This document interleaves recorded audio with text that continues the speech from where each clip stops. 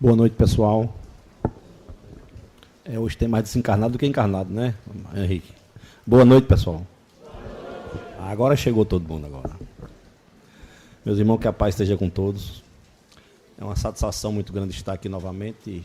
E quero agradecer à direção da casa, à presidente Célia, por ter feito esse convite, ao Mário Henrique ter me colocado nessa pauta dessa noite, porque nos obriga a reciclar os conhecimentos, a trazer novos enfoques para a doutrina, e que eu possa, na graça do Mestre Jesus, na iluminação dos Espíritos orientadores desse trabalho, dessa palestra dessa noite, trazer para vocês algumas coisas que não são novas, mas isso é importante de relembrar dentro da doutrina. O tema dessa noite nós vamos tratar da visão espírita dentro do contexto científico. O que a gente aprende da doutrina, o que a gente conhece, que isso é repetitivo em todas as palestras, todos os livros que a gente estuda, é que a doutrina espírita ela tem 3 pilares, né? Isso todo mundo sabe. A filosofia, a ciência e a religião. Então é daí que deriva esse contexto que nós vamos discutir uma das partes hoje à noite. E apesar de ter esse contexto de que a doutrina espírita ela está baseada em 3 pilares, esses 3 pilares, a filosofia, a religião e a ciência, as casas espíritas no Brasil elas tiveram um contexto muito grande, muito mais focado na parte religiosa, né? Tem algumas casas espíritas por aí que a gente vai que parece até uma igreja, né? Que eles têm um contexto muito religioso, aquela ritualidade da prece e o pronunciamento das figuras do catolicismo. A gente presencia isso muito. Eu, na minha experiência de palestrante, certa feita eu fui fazer uma palestra numa casa espírita no interior. Eu sempre que viajo, eu tenho oportunidade, faço algumas conversas por aí. E naquele momento a gente falava exatamente de um tema muito parecido com esse, que era o que era espiritismo, e aí dentro do contexto eu expliquei cada uma das partes, o contexto filosófico, o contexto religioso e o contexto científico. E fechava a palestra colocando que dentro do conceito científico da doutrina é realmente uma ciência. A ciência ela tem por parte as 2 partes, a teoria e a prática, né? A gente só consegue fazer ciência se a gente fizer a parte prática e depois fazer a parte teórica e depois a parte prática. A gente estuda e depois exercita no laboratório aquele conhecimento. Na física, na matemática, na química, na biologia, na astronomia. Em todos os campos que você vai se formar em medicina, você estuda, mas você tem que ir para o laboratório fazer a cirurgia, né? Do mesmo jeito é o físico, do mesmo jeito é o químico. A doutrina espírita não é diferente. A gente tem que estudar a doutrina, os postulados basilares da doutrina, e depois a gente tem que ir para o laboratório, que são nossas reuniões mediúnicas, nossos estudos da prática e algumas reuniões específicas para tratar das pesquisas e fazer a parte de pesquisa, a parte laboratorial. E eu dizia que as casas que não praticavam, as casas espíritas, todas elas deviam praticar essa experimentação, né? Fazer a parte teórica, as palestras, o evangelho, mas tinha também que ter um laboratório que era a reunião mediúnica. E quando eu terminei a reunião, para surpresa minha, a dirigente me chamou no canto e disse: o pessoal não gostou da sua palestra, não. Eu disse: mas quem é o pessoal? Eu disse: não, o pessoal daqui, os trabalhadores. Eu disse: me desculpe, mas eu não... Se eu falei alguma coisa que não está no contexto, me perdoe, que eu tenho uma preocupação. Eu sempre procuro falar nas minhas palestras, apresentação, do que está na doutrina. Eu não falo nada que não esteja aqui respaldado na obra. Eu procuro não omitir minha opinião pessoal. Porque eu acho que minha opinião pessoal vale pouco dentro de um contexto de pesquisa científica e filosófica. Eu não sou ninguém para fazer qualquer questionamento pessoal. Então eu busco passar para as pessoas que estão aqui, no caso vocês, encarnados e desencarnados nesta noite, o que está na doutrina. E eu me coloquei dessa forma para ela, né? Olha, me desculpe, mas o que foi que eu errei? Para me corrigir. Eu disse: não, porque você falou que tinha que ter reunião mediúnica na casa espírita. E nós temos 23 anos, nunca fizemos uma reunião mediúnica. Então você não é centro espírita, você é uma igreja, né? Infelizmente, eu vou colocar, não é a posição minha da doutrina. Isso aqui não é um centro, uma casa espírita, isso é uma igreja, né? Não, porque a gente especializou-se em leitura do Evangelho, no exórdio, na fraternidade, da caridade, prestar assistência. Não, então você é uma igreja, né? Porque não é isso que estou dizendo, não. Está aqui na obra de Kardec.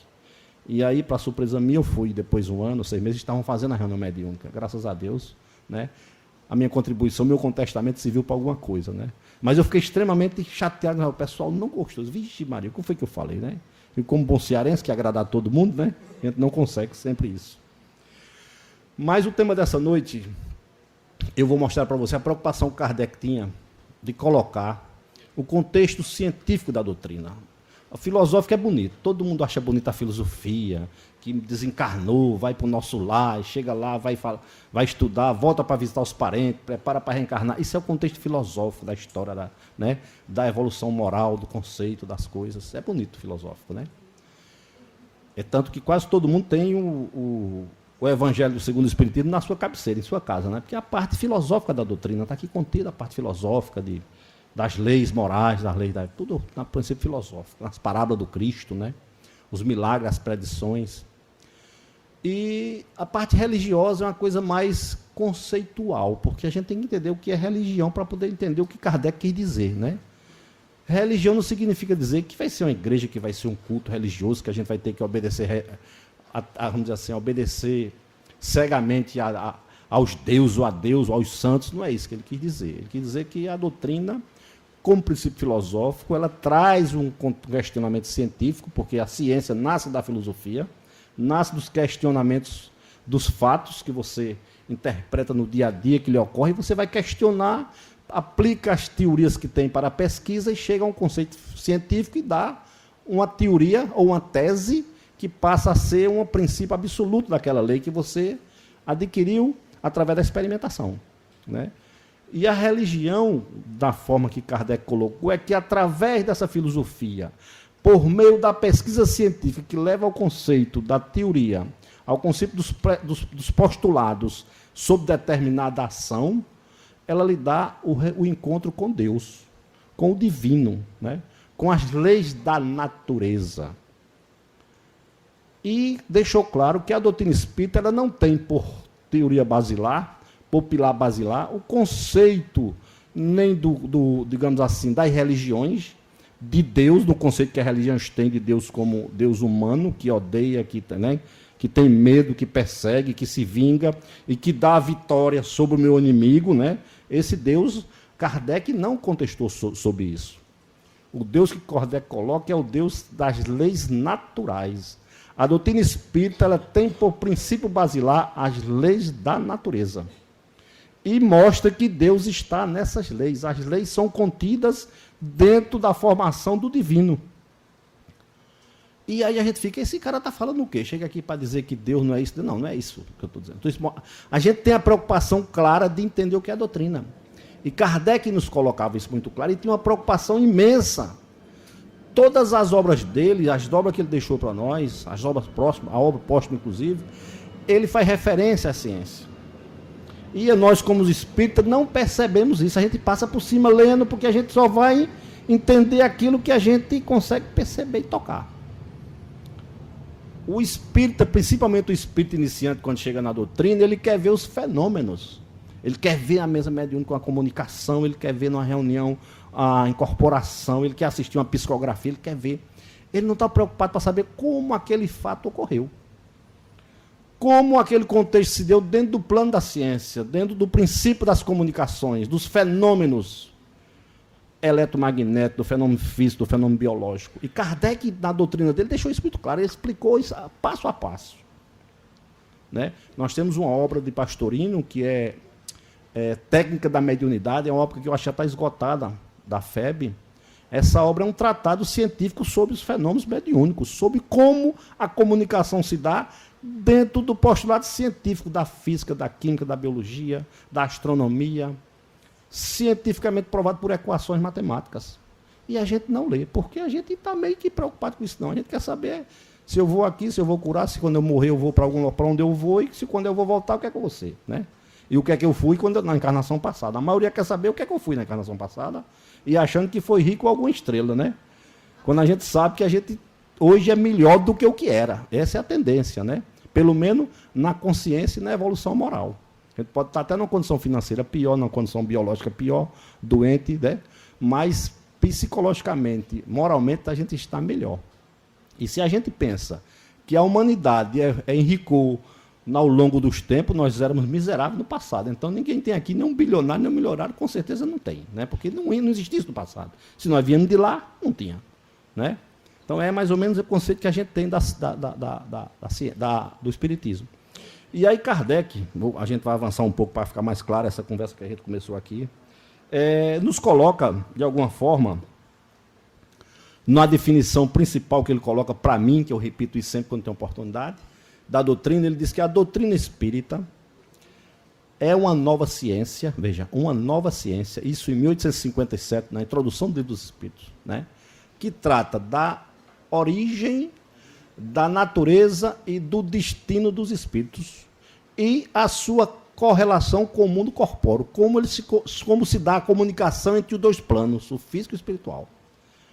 Veja que definição brilhante, né? Apesar de Kardec ter dito que é uma nova ciência, ele diz que o espiritismo, quando ele bota esse sufixo ismo, né, isso é uma doutrina.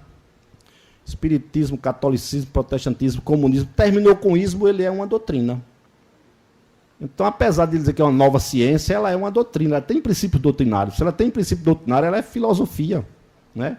Ela é uma ciência filosófica pela definição que Kardec deu. E aí Kardec nos chama a atenção maior.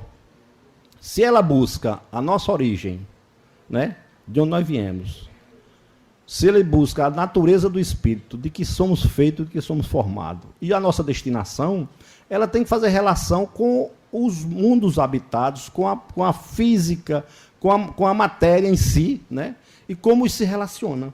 E diz mais, quando ele diz que é uma ciência que está respaldada, conceituada dentro dos princípios das leis naturais, o que é isso, né?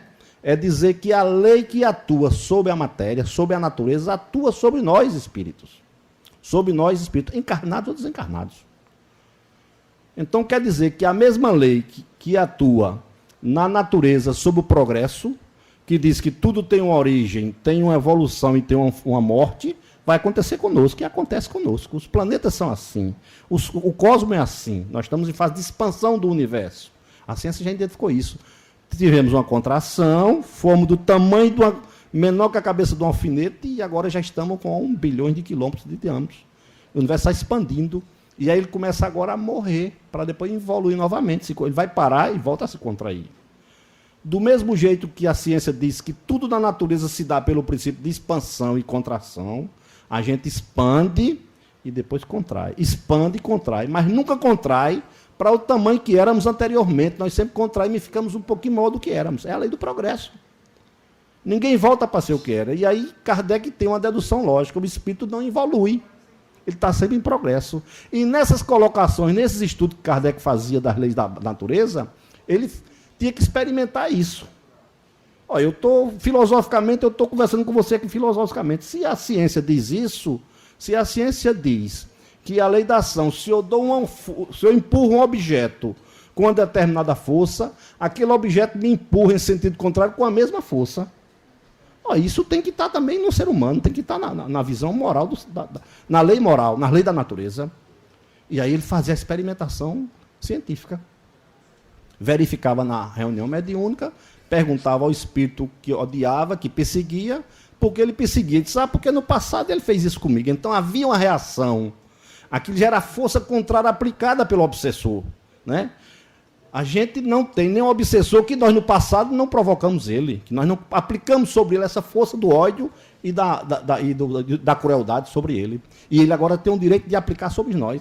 E por que Deus não atua e diz, rapaz, para, tu não pode? Por quê? Porque é uma lei na natureza. Qual é a primeira pergunta de Kardec no Livro dos Espíritos? O que é Deus? Veja, ele não pergunta quem é Deus, não. Observe, vocês perceberam isso? Porque se ele perguntasse quem é Deus, ele estava admitindo que Deus era uma pessoa. Que Deus era um ser personificado com as mesmas coisas de nós, espíritos humanos encarnados. Nós tínhamos o desejo de odiar, de amar, de matar, de morrer, de enricar, de empobrecer, né? De empobrecer não, que ninguém quer ser pobre, né? Só nas televisões que a gente vê isso. Mas ele pergunta o que é Deus. E o Espírito Verdade responde com uma coisinha bem curtinha. E podia ser 200 páginas, bem curtinha. É a inteligência suprema, causa primária de todas as coisas. Vê que negócio danado. Esse cara não podia fazer diferente, né? Que Deus é o Criador do universo, do céu e a terra, não sei o quê, nasceu sobre o sétimo dia, padeceu por... Aí você podia espalhar, padeceu sobre Pôncio Pilato e fazer um... Mas não. É a inteligência suprema, causa primária de todas as coisas. E aí Kardec foi entender o que era isso. Kardec, um ser estudioso, era um professor, um homem dotado das características filosóficas, era um professor do Instituto Pestalozzi, que era uma nova escola que surgia na Europa, na França particularmente, com a tendência a educar crianças numa visão de pensar, né? De criticar principalmente o quê? Qual era a obra naquela época que falava de ciência, que falava da criação do mundo, que falava que foi feito em 7 dias? A Bíblia. Até ali, toda a constituição da ciência ela era religiosa. Porque até Galileu, que quis dizer que a Terra não virava em torno do Sol, era o Sol, aliás, que a Terra não era o centro do universo, era o Sol, tudo girava em torno do Sol. E na Bíblia tinha dito que a Terra era o centro do universo. Tudo girava em torno da Terra. E Galileu foi lá, provou cientificamente, disse, não, está errado. Teve que desdizer, senão ele ia morrer. Porque não podia desmentir a Bíblia, porque era a voz de Deus, estava lá na Bíblia. Então, isso era que se via na época de Kardec. E Kardec ter coragem de colocar uma pergunta dessa e levantar um negócio desse, né? Deus é a inteligência suprema, causa primária de todas as coisas. Aí Kardec começa como? Inteligência suprema. Por quê? Causa primária de todas as coisas. Porque Deus não atua sobre a coisa criada. E aí nós espíritas aprendemos a não pedir a Deus determinadas coisas, porque nós somos seres criados. E Deus não pode nos ajudar diretamente. Não que Deus me curou. Deus não vai curar você de jeito nenhum, que Ele não consegue nem chegar perto de você na expressão que você está, hoje no plano de evolução. Mas Deus tem os seus instrumentos, Deus tem os seus mensageiros, Deus tem os seus ministros, como são as igrejas. E o que foi que os espíritos disseram a Kardec? Causa primária, Deus só atua no princípio das coisas, Ele não atua da coisa já evoluída, crescida. E mais na frente, Kardec pergunta como fomos criados. Ele diz, simples e ignorantes, para evoluir e toda evolução ser mérito próprio sua, do espírito imortal. Então, o que é que ele diz? Que Deus nos criou simples e ignorante. E depois ele fala sobre a evolução e diz que nós somos seres em transição do mineral para o vegetal, para o animal, para o humano, para o angelical, para o divino. Veja que profundidade. E aí diz, mas como isso? Porque no mineral nós adquirimos a propriedade do automatismo, dos elétrons que se fundem, que criam energia, criam matéria, criam as moléculas automaticamente. Mas na frente, nos vegetais, nós adquirimos a sensibilidade, através da fotossíntese que nós sintetizamos o alimento do sol. No animal, nós adquirimos o instinto de sobrevivência, de buscar alimento, de alimentar aquela estrutura biológica que nós criamos no passado. E agora, como humano, nós estamos adquirindo a razão, o amor. Razão é saber o que é certo e o que é errado, mas eu só quero fazer o certo, né? No angelical, vamos adquirir o amor. E no divino, vamos adquirir o conceito de coletividade. Amar o próximo como a si mesmo, né? Quanta gente está distante. E aí Kardec começou a entender, mas se ele só atua sobre as coisas criadas, não atua sobre a coisa criada, como ele atua no princípio? E aí ele vai dizer... Dentro tem um livro chamado A Caminho da Luz, que conta essa história da criação fantástica, né? Inclusive da formação da Terra, da formação do sistema solar. É um tratado científico. E ele diz como fomos criados. Fomos criados simples e ignorantes para evoluir. E Deus nunca deixou de criar, está sempre criando. O universo está expandindo, está crescendo. E aí, nesse entendimento, outro dia, numa reunião que a gente estava aqui de estudo, me saiu um amigo nosso aqui, um trabalhador da casa, e perguntou, mas Beto, me diga uma coisa, Se a gente estava discutindo o negócio do cara que reencarna com dificuldade, o cara que não tem conhecimento, o pobre e o rico, as formas de reencarnação. E ele dizia, por que Deus não sabe que a gente não vai saber que a gente vai falir, que a gente vai cair, que a gente vai nascer ambicioso, que a gente vai ser um camarada que vai ter que roubar para poder, que a gente não está preparado? Por que ele cria a gente desse jeito? Por que ele não já cria perfeito? E aí me veio a lembrança da pergunta lá, né, de Kardec. E aí eu entendi o seguinte: em todas as doutrinas que a gente estuda, em todas as doutrinas que a gente tem conhecimento, o islamismo, o catolicismo, o protestantismo, todas elas que tratam de religiosidade, de espiritualidade, espiritualismo, todas elas têm em comum uma coisa: que Deus é Pai, não é verdade? Todas elas têm em comum que Deus é Pai. E como Pai, o que é que o Pai faz? Cria, né? Gera. Isso é um conceito inconsciente de que Deus é o Criador. Deus atua na criação. Mas na criação não é sobre o ser criado, é sobre o princípio das coisas. E Kardec, com essa preocupação, eu estou colocando para você ver como as coisas... A preocupação que Kardec tinha, a primeira pergunta do Livro dos Espíritos foi o primeiro livro dele, né? Já questionou as coisas cientificamente. Na introdução do Livro dos Espíritos, ele coloca uma coisa que eu vou ler para vocês, para não ter o risco de errar alguma coisa.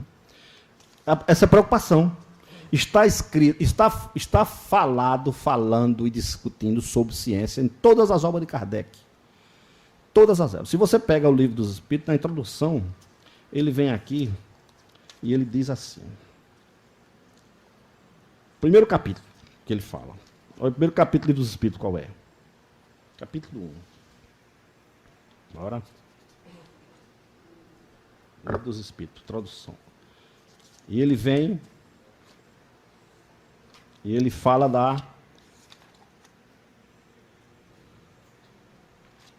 Cadê aqui? Troquei de livro, a capitulação é outra. A preocupação que ele tinha de dar o nome à doutrina. A primeira preocupação de Kardec, quando ele entendeu... Porque o Espiritismo surgiu da onde? Vamos começar de novo. Onde é que surgiu o Espiritismo? Né? Kardec circulava em Paris, circulava na Europa, circulava nos Estados Unidos, um fenômeno chamado as mesas girantes. Que era mais ou menos, quando eu era criança, no interior tinha muito, que era o negócio dos copos, né? Um copo em cima da vela com a mesa. Quem é que não fez isso aqui, né? Todo mundo conhece e ouviu falar disso, né? Então era um copo, você botava em cima de uma mesa o alfabeto de 1 a 0. Se não, um copo, uma vela acendia, fazia uma prece, botava o dedo em cima do copo, o copo saia girando, você faz uma pergunta, ele ia respondendo. E era fantástico. Mas depois que a gente faz umas 2 vezes e o cara não quer sair daquela comunicação, né? Era confusão.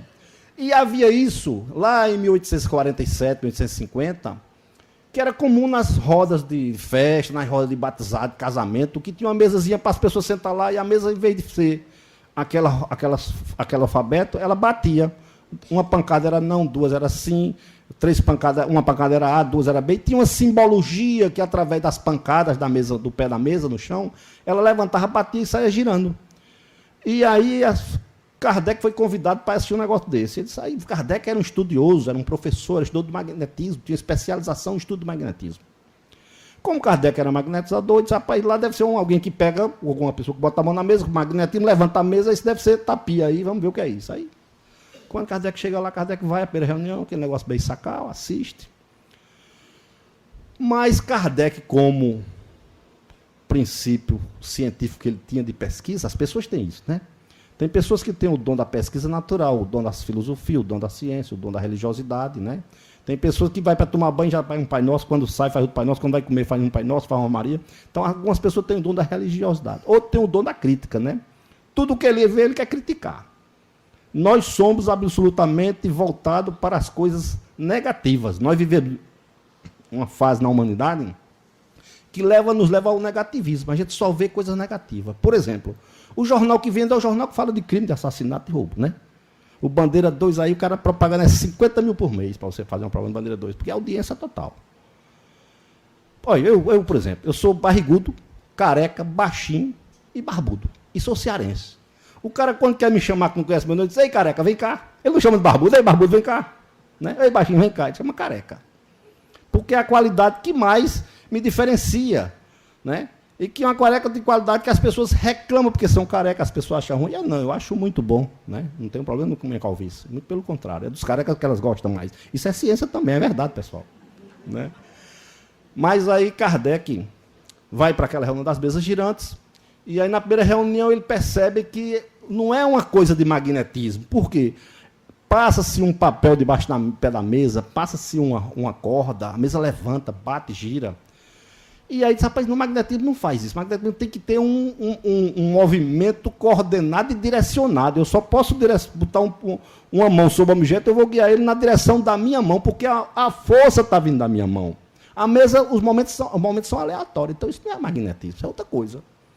E ficou pensando, foi de novo, chegou lá e ficou prestando atenção. Já não era mais num sarau, numa festa, já era num ambiente mais fechado, na casa de uma pessoa amiga dele. E ele conhecia as pessoas que estavam ali. Conhecia, sabia o nível de evolução, o nível de entendimento, o nível de conhecimento das pessoas, o nível de estudo. E aí começaram a perguntar e a falar, perguntava e respondia, e daqui a pouco ele percebeu que as respostas que eram dadas sobre as perguntas feitas não estavam no nível do conhecimento das pessoas que estavam ali.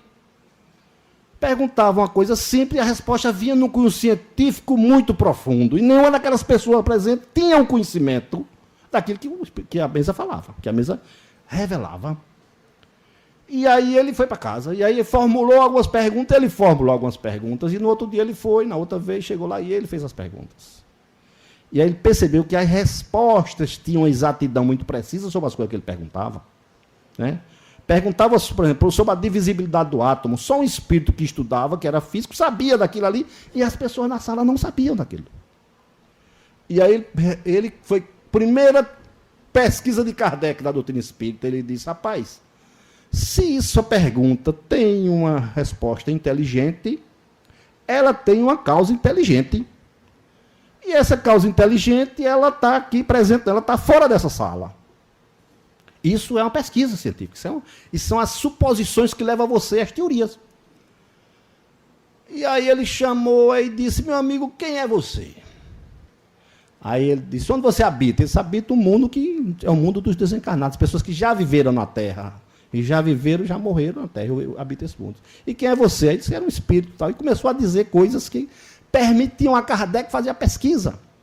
Que nasci na rua tal, morei na rua tal, fui filho de fulano de tal, assim, minha rua era assim, minha casa era assim, minha família era assim. E Kardec foi verificar a veracidade dessas informações. Pesquisa científica, pessoal. Isso é pesquisa. Chegou lá, verificou a veracidade da informação. E aí Kardec começa a criar uma metodologia de pesquisas. Por isso que o Livro dos Espíritos é um livro de perguntas e respostas. Porque ele perguntava, era a forma que ele tinha, perguntava e respondia. Mas aí surgia Kardec com uma grande preocupação. Eu vou ter que investigar, eu vou ter que pesquisar todas as perguntas que eu fizer.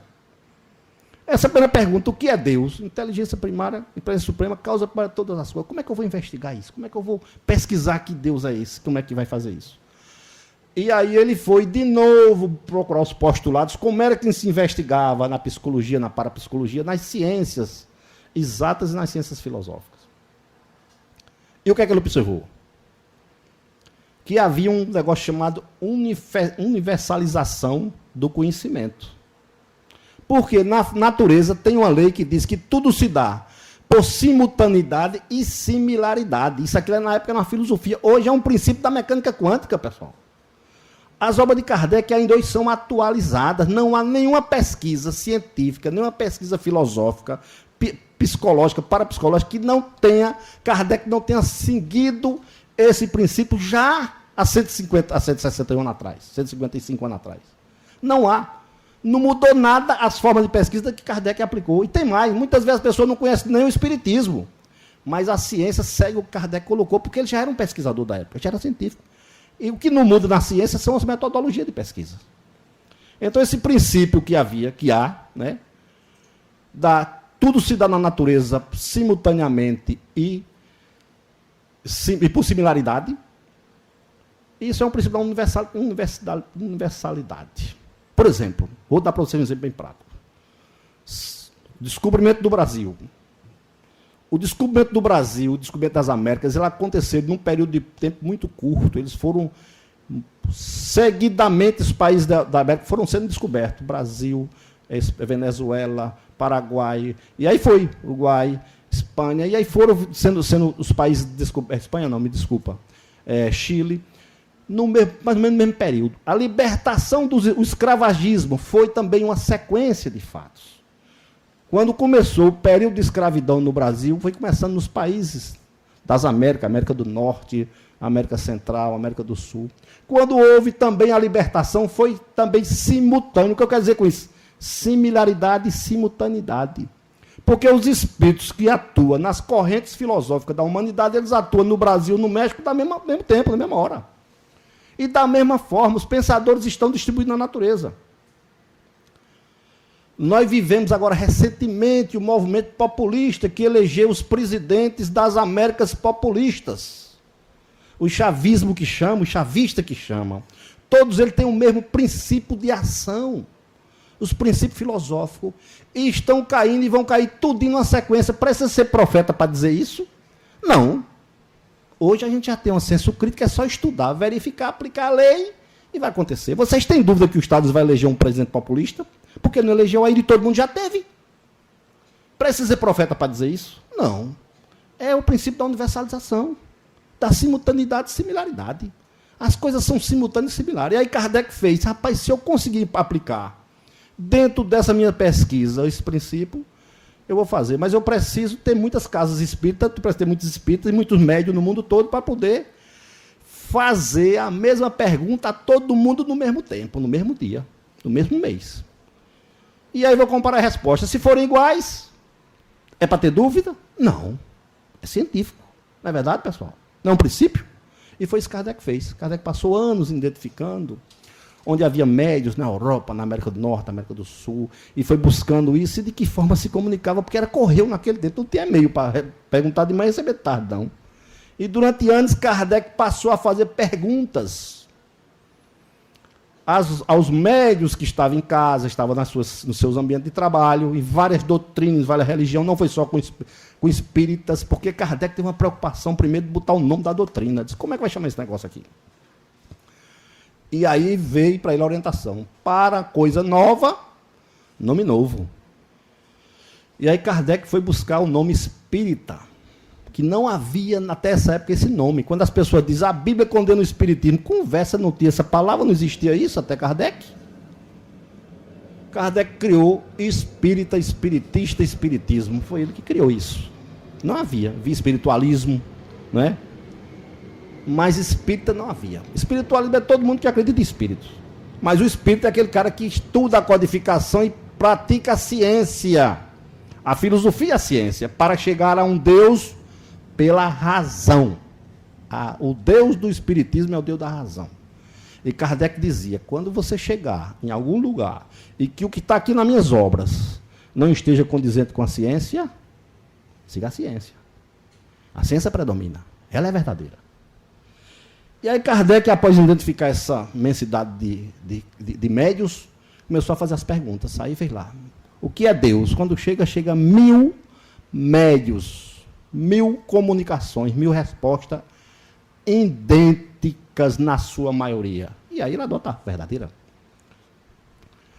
O que é o espírito? Aí de novo pergunta e vem a resposta. Então, dentro desse princípio científico, a ciência espírita foi fundada.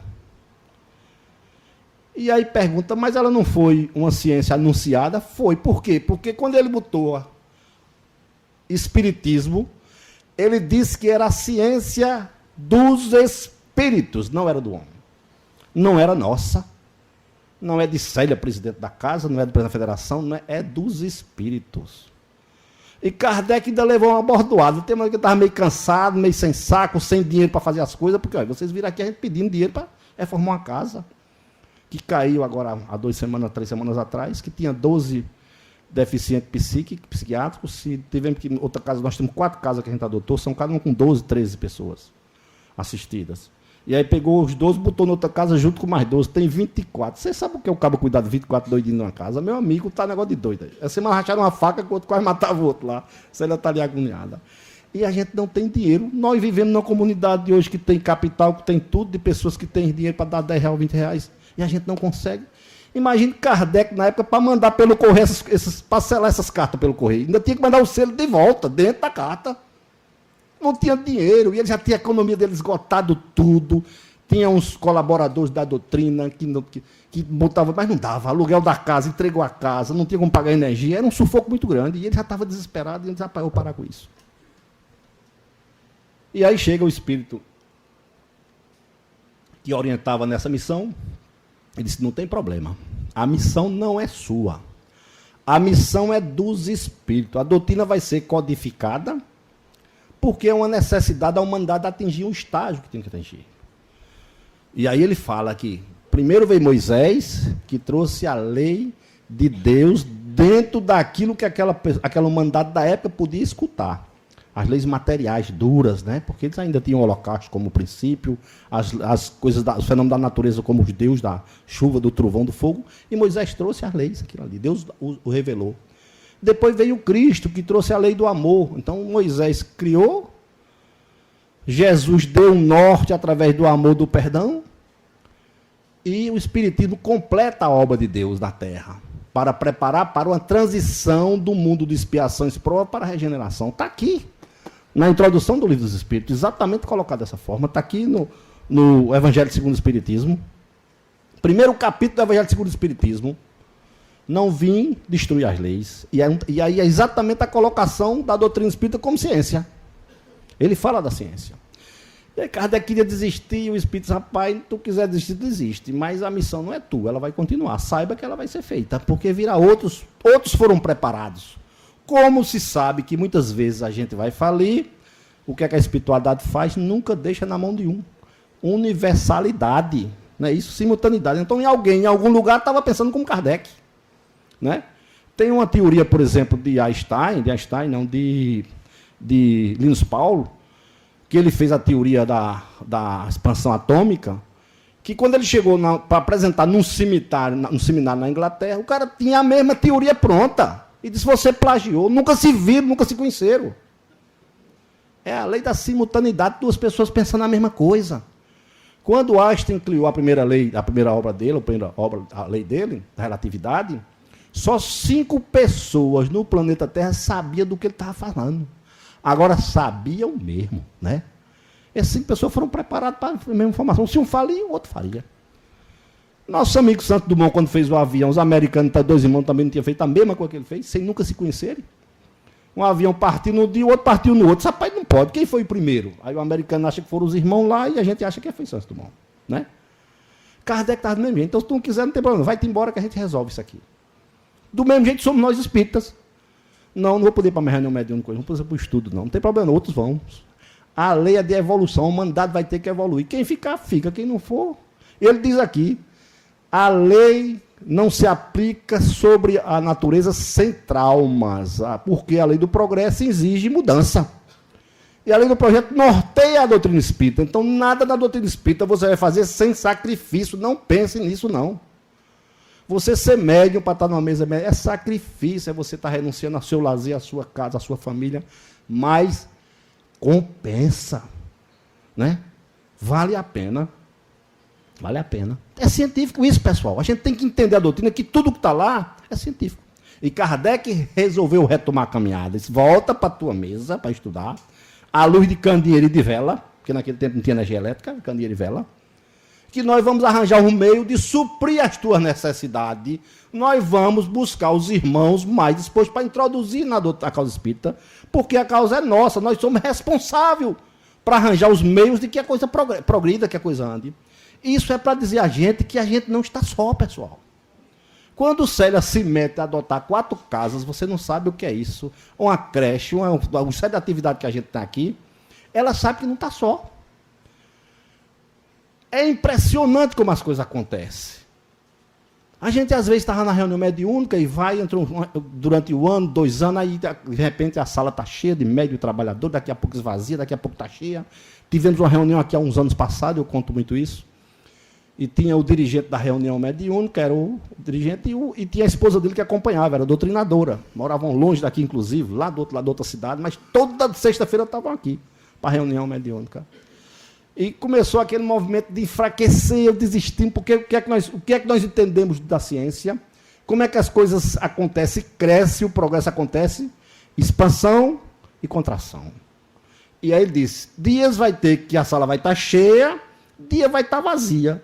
E aqueles meses que antes, era mesa que tinha 3, 4 trabalhadores, chegava, tinha 3, 4 trabalhadores, tinha reunião que não tinha médium, não tinha doutrinador.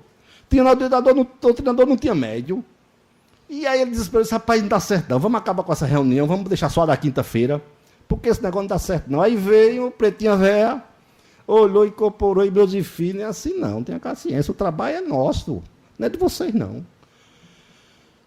Nós só queremos que você faça feito motorista de ônibus e a trocadora apontou para a esquerda, você é o motorista de ônibus e essa é a sua trocadora. Tu lembra disso, Mônica, nessa reunião? Lembra? Da sexta-feira? E aí dizia, você se faça como motorista do ônibus e essa sua mulher como a trocadora. Chama trocadora. O que é que o motorista do ônibus faz durante o dia todo? Chega numa parada, tem 20 pessoas para descer, para subir, aí enche o ônibus. Aí chega na outra, desce essas 20, o ônibus vai vazio, 3, 4 paradas, enche de novo e seca. Pronto. Compare isso aqui a um ônibus. Vai ter meses que a casa vai estar cheia, a sala vai estar cheia. Tem meses que vai estar vazio. Mas não esqueça, você é apenas o condutor deste ônibus e não deixa a trocadora em casa, que está resolvido. Né? Veja a sabedoria. O princípio científico dentro de uma teoria de uma preta velha. Para chegar numa... Não é dessa forma que ela fala numa linguagem mais simples, mais matutesca, mais rebuscada. Mas é isso que ela quis dizer. E a vida está cheia de exemplo, pessoal, disso. Jesus o fazia isso com muita naturalidade, falar sobre as coisas da lei da natureza. Jesus, quando dizia, cada um conforme as suas obras, o que era isso, né?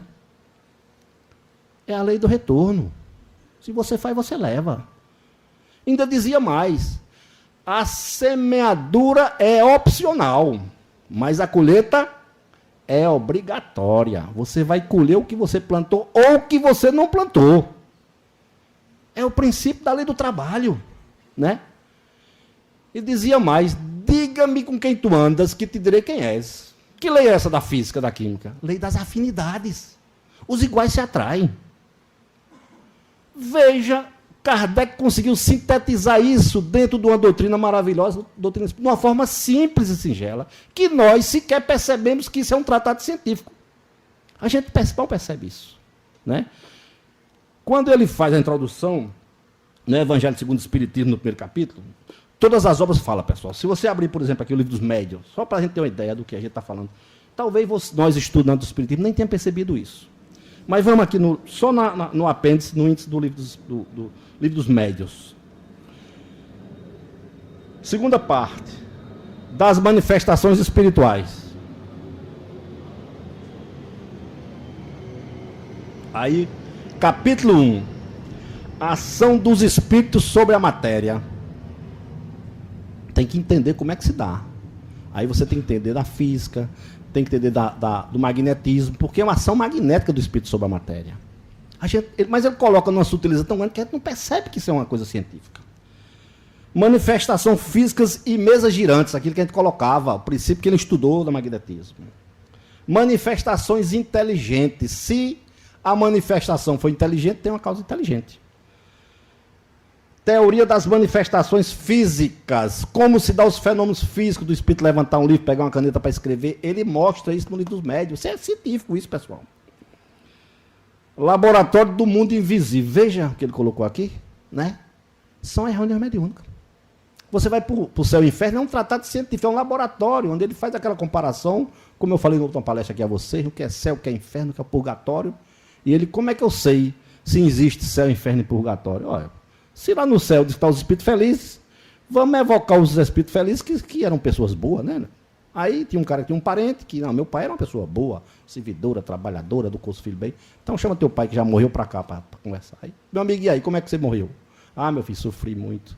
E você está bem? Tô nada, porque na Terra eu tinha uma visão aparente das coisas, mas por trás eu tinha outra esposa, eu fazia corrupção para obter dinheiro, eu vendia negócio irregular, e aí tudo que se pensava daquele indivíduo, cientificamente estava comprovado que ele tinha feito o contrário, que estava errado e que estava em mundo de expiação, em plano de expiação.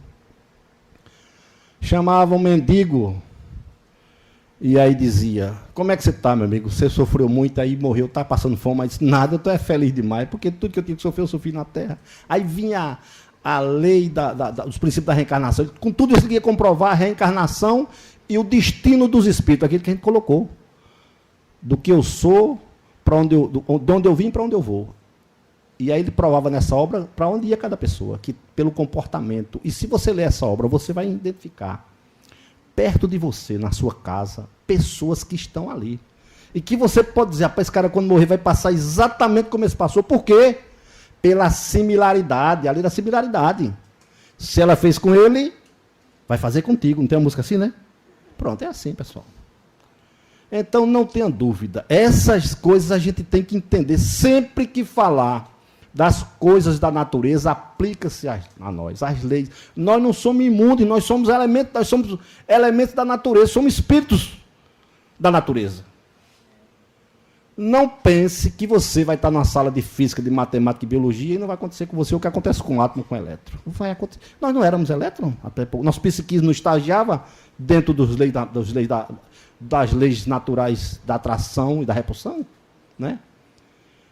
Aí eu digo, precisa ser profeta para falar? Não, é só você estudar. Isso é o que a doutrina espírita nos faculta. E através do conhecimento dessas leis, aí vem exatamente o que é que a doutrina espírita tem de proposta. Eu vou fazer a minha reforma. Olha, se eu sei que se eu bebo nessa encarnação, e aí vem o princípio, bebo em excesso, né? Quando eu desencarnar, eu vou lá no livro lá do Céu e Inferno e leio que o cara que bebia, ele está lá no Vale das Drogas, penando, com o corpo deformado, que vai ter que passar por um estágio para tentar consertar o corpo, para reencarnar e morrer de um câncer de fígado, porque não tinha mais fígado no corpo espiritual. Então, isso vai acontecer comigo. E aí eu tenho que acreditar que isso é verdade para promover a minha reforma. Por que chama de reforma moral? Porque é uma reforma positiva, é para que você elimine as suas deficiências e potencialize as suas fortalezas. E aí eu ainda digo mais. Se a gente sabe hoje que o alcoolismo, os grandes traumas que envolvem a humanidade, os grandes vícios, o alcoolismo, o vício da droga, a sexolatria, o suicídio, tudo isso são coisas que nós somos reincidentes. Poucas pessoas aprenderam a beber nessa encarnação, já viemos do passado. Como? Às vezes nem era beber por ser alcoólatra, era porque nas seitas que nós participávamos, Raul Seixas é um exemplo disso. Se você vê um Roqueiro no Além, é um livro fantástico de Raul Seixas, ele era drogado na encarnação passada, porque ele participava de uma seita, aonde, para você se desdobrar, entrar em contato com a espiritualidade, você usava uma droga. E aquela droga que gerava dependência espiritual. Quando ele reencarnou de novo, passou a usar droga para usar do mesmo artifício, que era onde ele fazia as composições dele no estado de desdobramento pela droga. Então, mostra que é uma sucessão. Então, se eu não aprendi a beber agora, venho de encarnações passadas, se eu parar nessa, na outra eu posso vir sem beber ou bebendo menos. Eu não posso fazer isso. Veja bem, né? Do mesmo jeito, são as outras coisas que nos dá prazer. Os vícios mais difíceis da gente romper, as coisas mais difíceis da nossa evolução, são aquilo que nos dá prazer, né? A sexolatria é uma doença gravíssima. Não está no pensamento, mas ela não gera desejo. Ou a droga gera desejo, gera satisfação, gera prazer. É difícil de rompermos com isso. Pela lei natural. Nós queremos sempre o nosso bem-estar e nosso conforto. É uma lei natural. E as drogas, essas alucinógenas, nos causam prazer momentâneo, mas nos causa essa satisfação que a gente busca isso. Muitas pessoas iniciam as drogas em depressão, em estado de conceito de depressão. Então a doutrina espírita busca exatamente nos consolar, nos trazer essa fortaleza e esse conhecimento para através da verdade. E aí Jesus dizia, conheces a verdade e a verdade te libertará. É isso que o Espiritismo mostra. Se a gente conhecer a verdade, vamos me libertar das minhas. O que é libertar-se de quê? Das minhas algemas, das minhas prisões, dos meus bloqueios. Né? Então é dessa forma que a doutrina faz. E a doutrina tem uma proposta muito grande que nos foi trazido no Brasil pelo Chico Xavier. Consolar. Né? Por quê, pessoal? Para a gente ter mudança, para a gente fazer mudança, são preciso 3 coisas. Eu tenho uma amiga minha que dizia, uma pretinha velha que me diz sempre, que diz, olha, para que qualquer coisa exista na natureza, é preciso que exista 3 coisas ao mesmo tempo. Tem que poder, tem que querer e tem que merecer. Se uma dessas 3 coisas não acontece nada. Mas se pode, se você quer e você merece, vai acontecer, você vai se embora. Isso é desde um presente que você vai ganhar, de um título, de um, passar na faculdade, passar num concurso, tem que ter as 3 coisas. E aí, como é que veio o conceito do conforto, do consolo?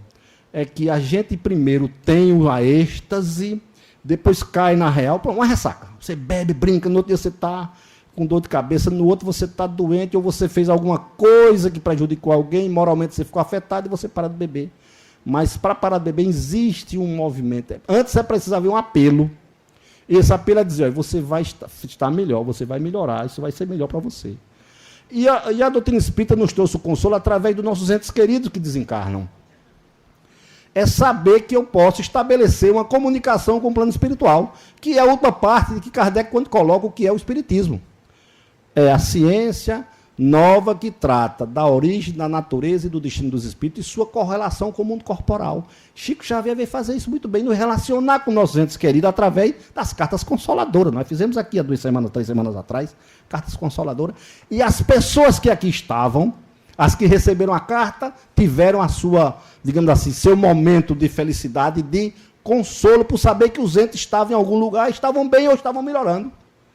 Mas nós que estavam aqui, aquelas cartas, Maria Henrique, você não teve cuidado de verificar, talvez, que aquelas cartas, apesar de terem chegado, tinha 500 pessoas aqui, mais ou menos, 600 pessoas no auditório, um evento que durou de 2 da tarde a 8 da noite, mas chegaram 5 ou 6 cartas, comunicações, mas as cartas que chegaram tinham um caráter de esclarecer a todos que estavam aqui que não receberam carta dos seus entes queridos. Então, quando ele falava do suicida, ele descrevia a fraqueza que ele teve. Ele descrevia as consequências que ele sofreu quando chegou lá. E dizia o que ele ia passar para reencarnar novamente como deficiente mental. E aí, as cartas tinham uma clareza muito grande.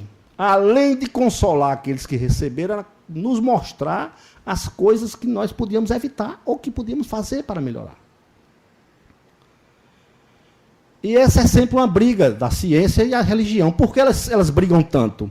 Porque a religião quer manter a Bíblia como uma verdade absoluta. E a religião e a ciência não, diz que não pode ser. O mundo não pode ter sido feito em 7 dias, como diz na Bíblia. A gente sabe disso, né? E diz determinadas outras coisas, como que a Terra é o centro do universo. A gente sabe que nem o Sol mais é. Nós estamos numa galáxia com 100 bilhões de planetas, sóis, cercados por 100 bilhões de galáxias igual a nossa. Então, nós somos uma titica do negócio que a gente pensou que era o centro do universo, né? Então, a ciência está avançando e a religião parou. Aí vem o espiritismo com essa visão, não querendo ser a religião do planeta, mas ser a base para todas as pessoas que querem encontrar a sua religiosidade, encontrar-se com o seu divino, extrair de dentro de si esse Deus, que Deus está onde? Dentro de cada um de nós. Jesus não disse, sois Deus? Né? Senão Jesus dizia, não, Deus está lá no céu. Não, sois Deus, está dentro de você. Por quê? Nós somos parte da natureza. E Deus está na natureza. Então, pessoal, esta noite nós tivemos a oportunidade de ter um esclarecimento, graças à espiritualidade que nos orienta, de que a doutrina espírita ela é, antes de tudo, baseado na ciência da natureza. Isso tem que deixar bem claro. E que nós vamos encontrar Deus pela razão, pelo estudo e pela pesquisa. E que tudo começa com a filosofia, com as perguntas. Por que a mesa gira? Isso é filosofia. Quando eu morrer, eu vou para onde? Eu vou ficar separado do meu filho ou não? Né? Se meu filho morreu, se eu suicidar no mesmo lugar que ele vai estar, isso é filosofia. E a doutrina espírita diz, não cometa essa besteira não. Se seu filho morrer e ser suicidado, você vai para um lugar distante. Por quê? Porque você vai estar onde seu coração está. Seu coração é um fraticida, né? Um suicida, aliás. E do seu filho não, foi uma morte natural. Então vai estar em lugar diferente. Meus irmãos, que Deus ilumine a todos. Que a paz do Mestre Jesus habite o coração de vocês. E que sempre que vocês transitarem na escala da vida, sempre que vocês tiverem os conflitos familiares, os conflitos de trabalho, sempre que vocês necessitarem fazer alguma reforma, alguma busca por algo que não estão encontrando ou que não querem encontrar, busque o esclarecimento pela razão. Porque essa ciência do que eu falo a vocês, ela está dentro de cada um. Nós temos um alarmezinho lá dentro que nos diz o que a gente pode fazer e que deve fazer. Escutemos nosso coração. Façamos aquilo que eleva a nossa moral, que contribui para o nosso crescimento e que trabalhemos a nossa humildade. A nossa humildade é a base para todo o crescimento. Sem humildade a gente não faz nada. Jesus esteja com todo, muita paz, muita harmonia. Obrigado.